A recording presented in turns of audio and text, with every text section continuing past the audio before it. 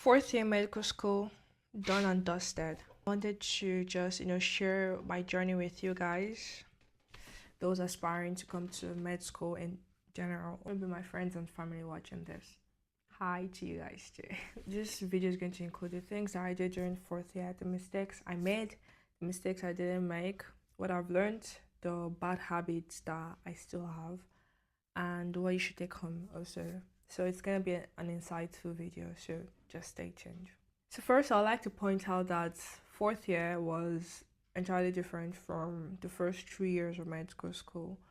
While the latter was more of us taking pre-clinical courses, so to say, it's like the general medical sciences, right? Anatomy, physiology, pharmacology, all the stuff. In first, second, third year, especially third year, right? We had courses that we took every day together, like several courses taken like together every day, every week. So, for example, my timetable for like today can be the morning. In the morning, I'm going to have anatomy. In the afternoon, I'll have pharmacology. In the evening, I'll have physiology. Something like that, Sham.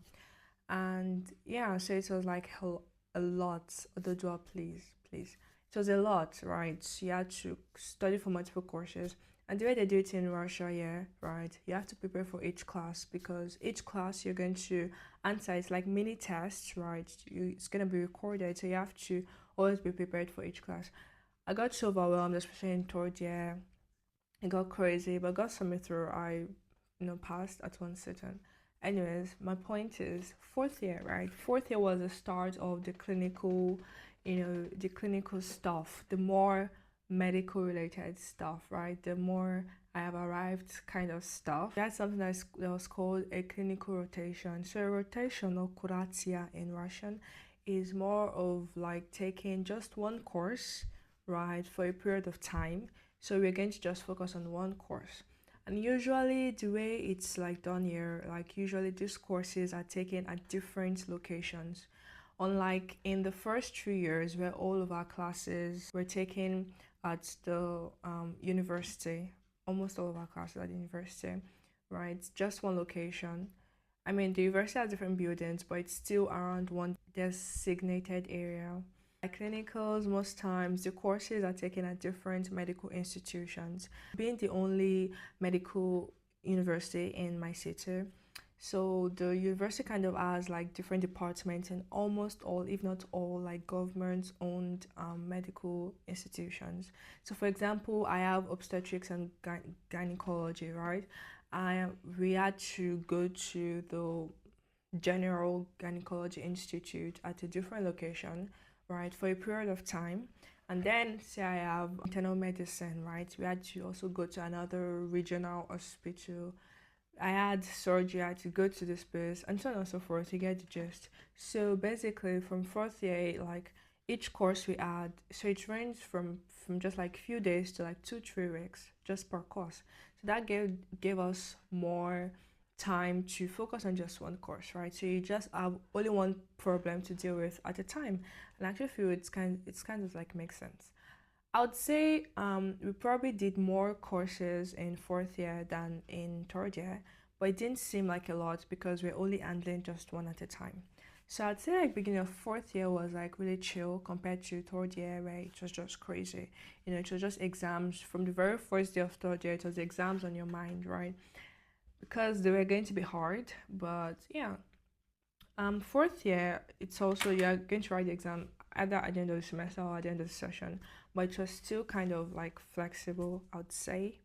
I would say though. The courses were still hard, but you had more time as a student to do like other things. So yes, that's basically what a clinical rotation is, and I'm sure it's like the same all over the world too. A normal session in med school starts in September, most times September 1st, if it falls on a weekday, right? And a weekday for medical students is from Monday to Saturday. Yeah, Saturday included. So yes, so it always starts first week in September, and it ends in July, June or July.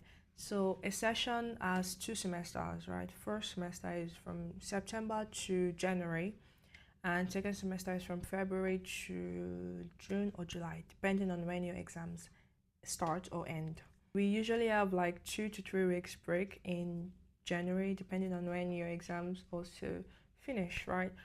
And we hardly have any break in December.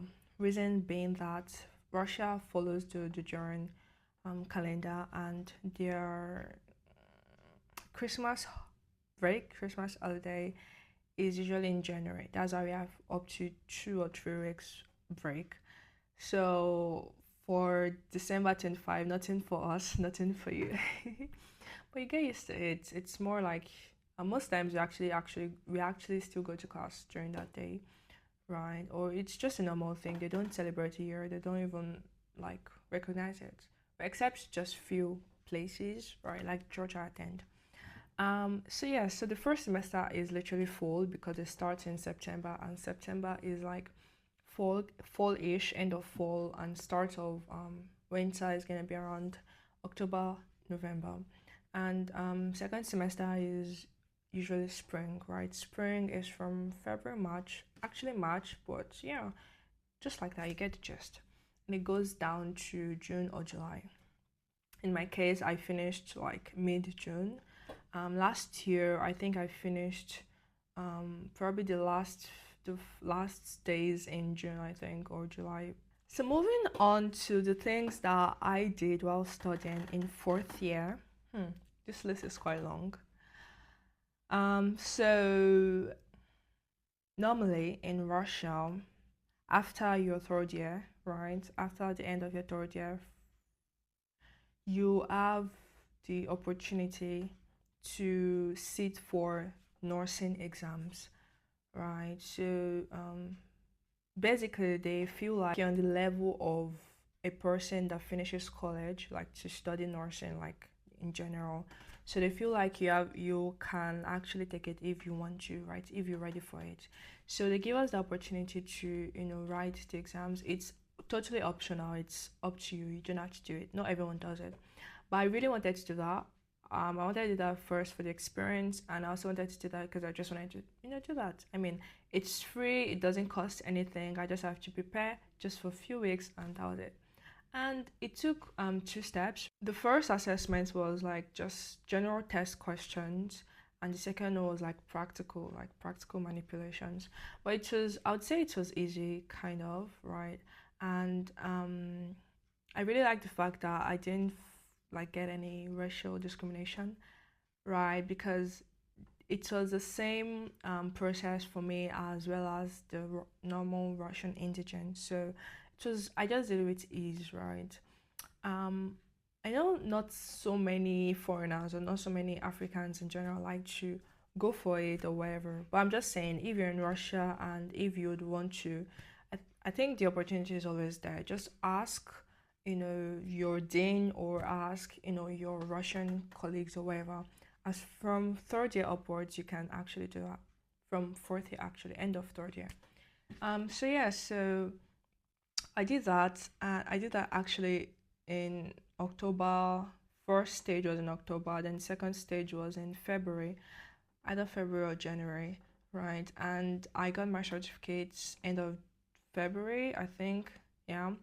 And I sought for a job, and I got a job at a general hospital in March. I started like first week in March, and till now I'm still going there. It's been pretty cool. It's been a hell of an experience. I've learned like thousands of things that I would have never learned in med school.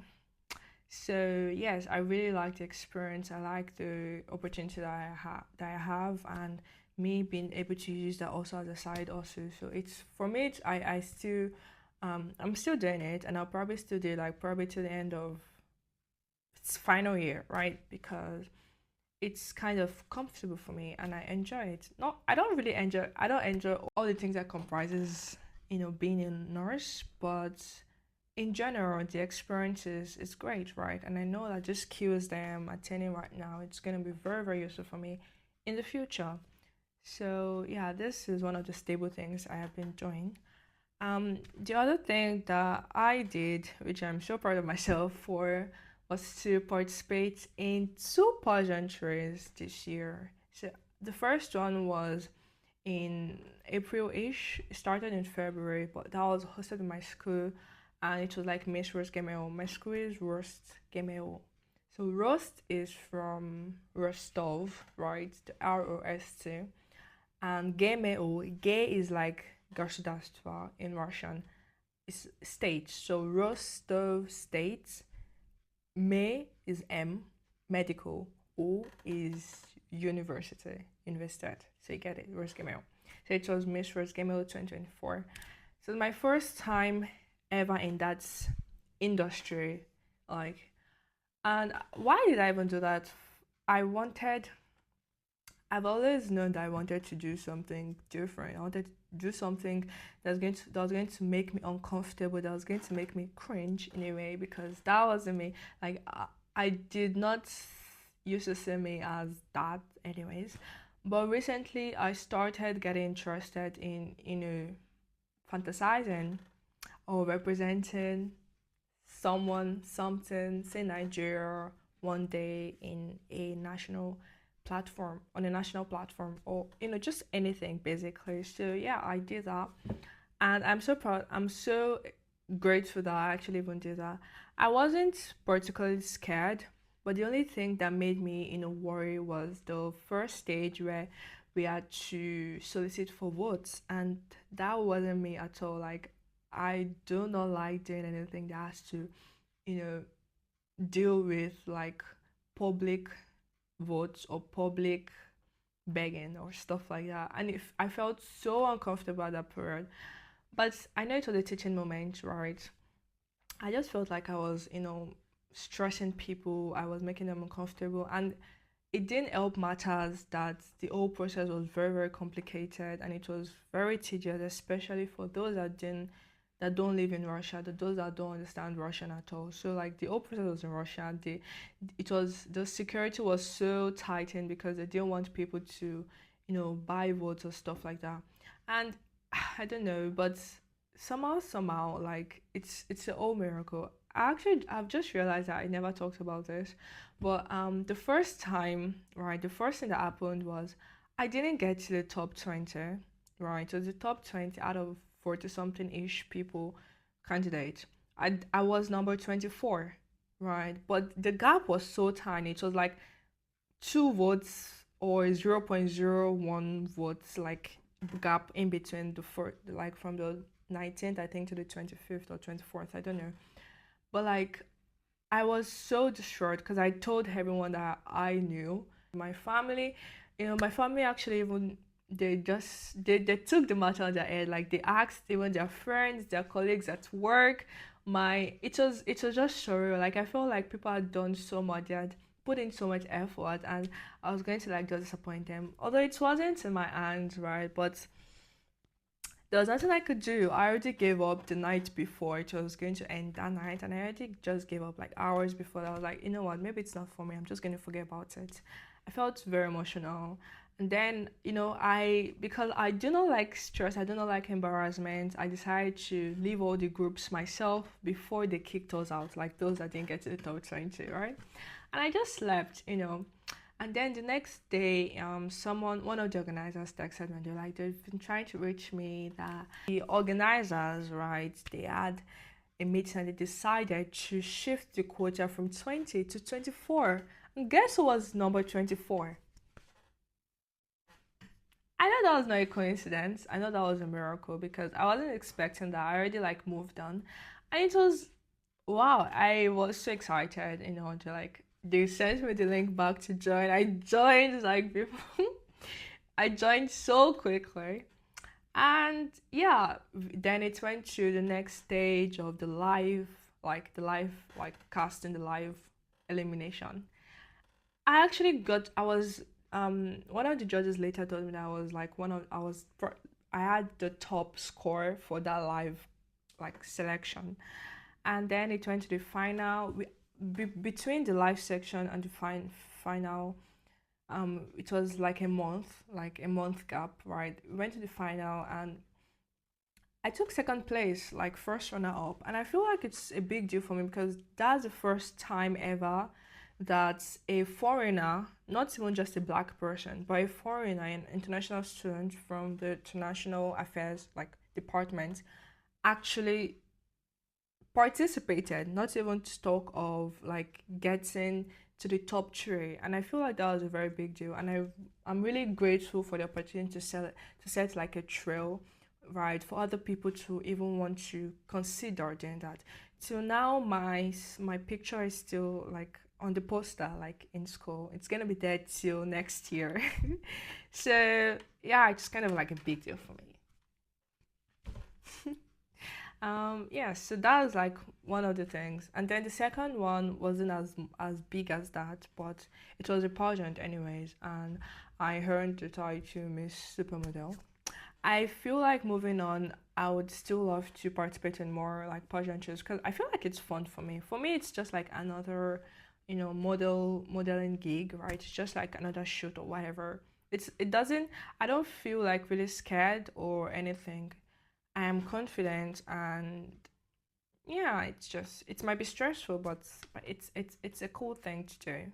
I didn't want this video to stretch more than 30 minutes, so I have to keep the time. Also picked up interning at the Neurosurgical Institute in my university. After we had our neurology rotation, I asked if I could start, just coming to watch operations and knowing about stuff and asking stuff. And thankfully for me, the one of the surgeons there was open to that. People don't usually do that, so it was open to that. And thankfully for me too, he knows a bit of English, so he's always enthusiastic to ask me to just answer me even in English. Like we communicate in English. And yeah, I mean, I've been learning. I've been like privileged to go to, several operations, and it's been exciting. Neurosurgery has always been like top of my list, but there's two buts, but it's still a very good choice that I'll probably still do. So yeah, watch out for that. Besides that, I still bake, right? It's not been as often as it used to, but I still like bake like birthday cakes or just pies or like snacks or stuff. And very soon I'm planning to start, catering, right? I don't know, it just brings me joy. Like I get so much joy from, cooking for people or like baking for people. But it has to come with money too, so it's not what we're doing, please. Thank you. So going back to the academic aspect, one of the things that I would like to share with you that helped me from third year, right, was to focus on myself, right? Before first year, second year, half of third year actually, I used to be so concerned with other people's marks or if I was graded less than what I deserved and other people were graded more than they deserved. Right? I used to feel bitter, I used to feel angry at myself, or I used to be so hard on myself about my scores and everything. And I remembered my breaking point. I was actually second year, end of second year. We had physiology. Physiology to now. So it's probably that's only course that I studied like so much for. I don't think there's been another course that I have studied that much for as I did for this physiology exam. But I ended up getting a C. A C is like a 3. I bawled my eyes out like at after I was done. I bawled my eyes out like even there like I cried publicly. I literally cried like I don't think anything has made me cry that much like in school before. Well, I mean publicly. Like I was so angry at myself. I knew what getting a straight meant, right? But I was unfortunate because it was probably like I don't remember. Was it like 200 questions in total, or 150 or 250? I don't remember. But I had less than 3 or 5 or say 10 max 10 questions that I didn't like study. The remaining 140 questions, I knew them. But just then, I wasn't able to study them. And out of those 10, I got 2 questions out of it. And those two questions, I didn't know them. I mean, I didn't know them very well, right? And then I got it through. I was so scared. I mean, I could have, right now, I don't know, till now, I still like regret not asking for another vodka.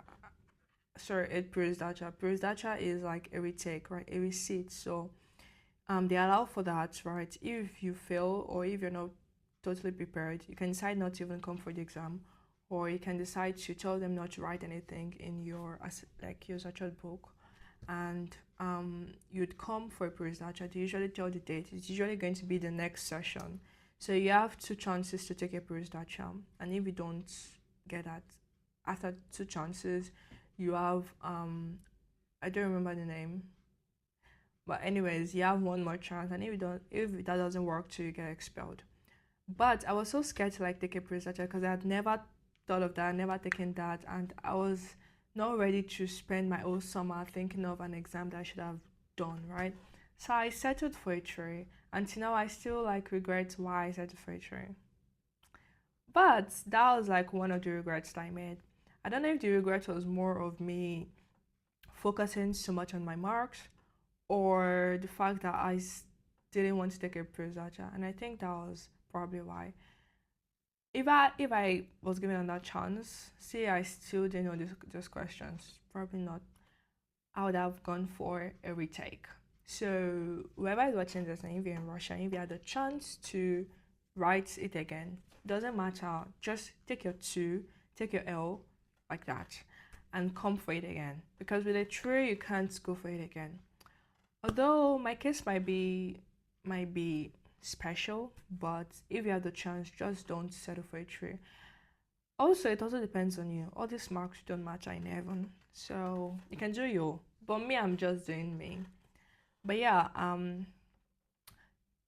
so what I learned was my regret was me getting like settling for a tree.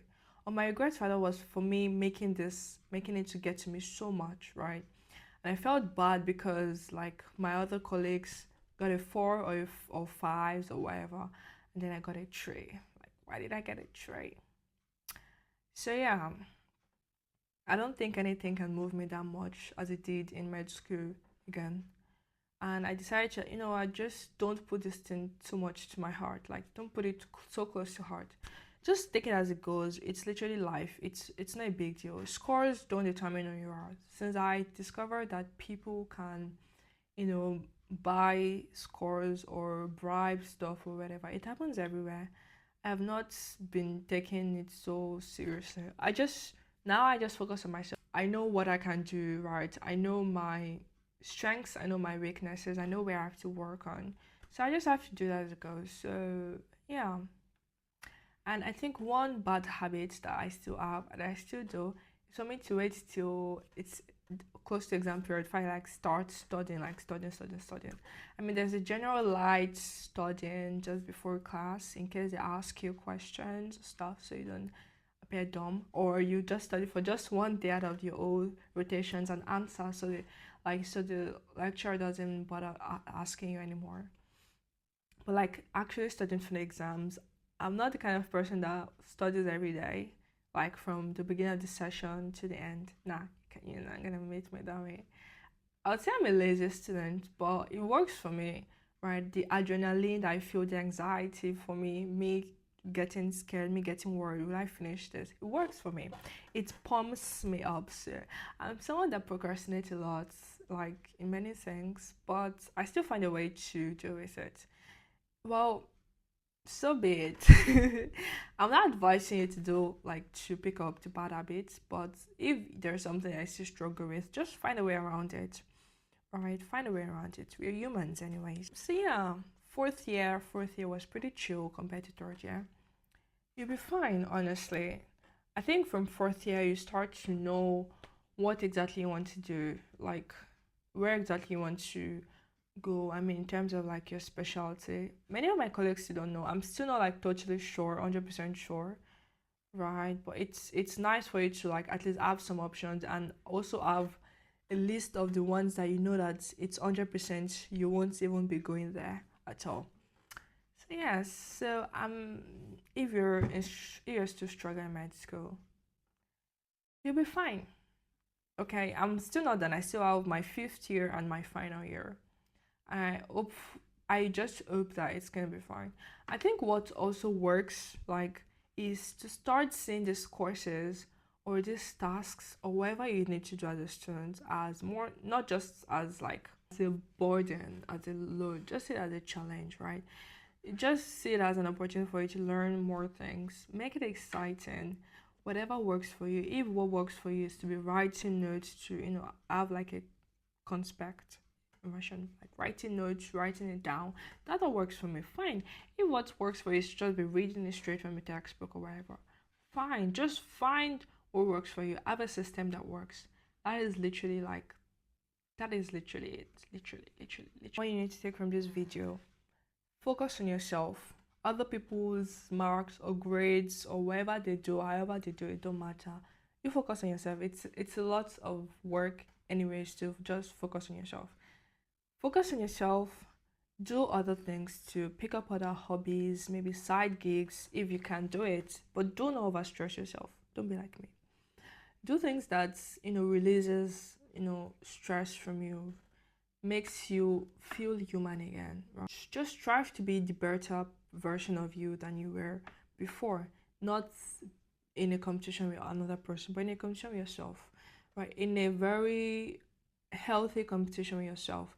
Don't push yourself too hard, but still try to be a better person than you were a month before or a year before. Just do things that you probably wouldn't do normally because it's not you or because you're not comfortable with it. Do things that push you out of your comfort zone. And thank me later. I've probably talked too much. I actually like talking, ironically. But yeah, I've come to the end of this video.